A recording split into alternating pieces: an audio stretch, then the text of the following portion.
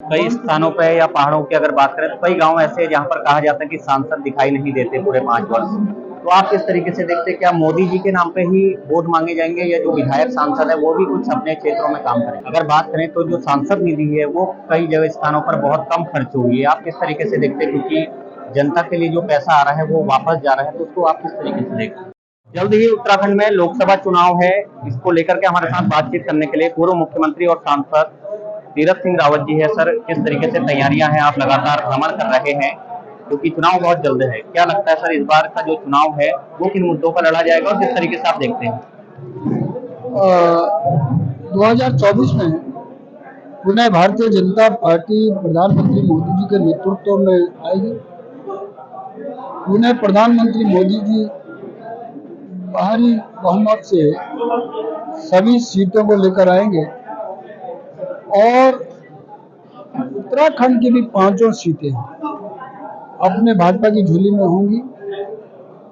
आज पूरा देश प्रधानमंत्री मोदी जी का कायल है और विशेषकर महिलाएं, क्योंकि प्रधानमंत्री मोदी जी ने सबको आपके साथ लेते हुए विकास से जोड़ने का काम किया। सबका साथ, सबका विकास, सबका विश्वास, सबका प्रयास, और ये जनता देख रही है। और प्रधानमंत्री मोदी जी ने कोविड के समय में वो कर दिखलाया जो अन्य देश नहीं कर पाए। उन्होंने देश को संभाला और इन तो 140 करोड़ आबादी के देश को एक सुरक्षा और का जो देने का काम किया। गरीब कल्याण योजना के तहत घर घर राशन पहुंचने का जो काम हुआ है, यानी वैक्सीन 100% भारत को में तो लगा ही लगा, लेकिन बाहर के देशों में भेजने का काम किया।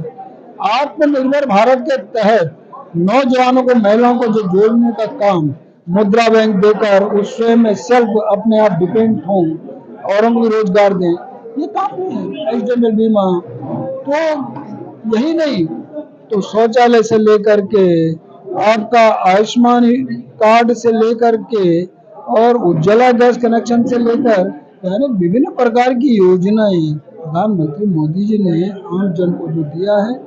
और प्रधानमंत्री आवास सबसे बड़ी, जो गरीब मकान नहीं बना पा, झोपड़ियों में रहता था, आज उसको पक्का मकान देने का काम किया है।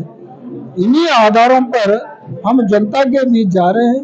विकास के नाम पर हम पूरी तरह 24 फतेह करेंगे और फिर उन्हें प्रधानमंत्री मोदी जी प्रधानमंत्री देश के होंगे।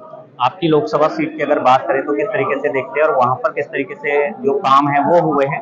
और क्योंकि चुनाव है तो आप किस तरीके से वहीं से दावेदारी करेंगे या कुछ और? देखिए, मैंने कहा ना, पूरे देश के अंदर जिस तरह विकास हुआ है तो उसी तरह उत्तराखंड के अंदर भी विकास हुआ है। और इतना ही नहीं तो उत्तराखंड में विशेष कर मोदी जी ने चिंता किया है और आम जन को विकास से जोड़ा है।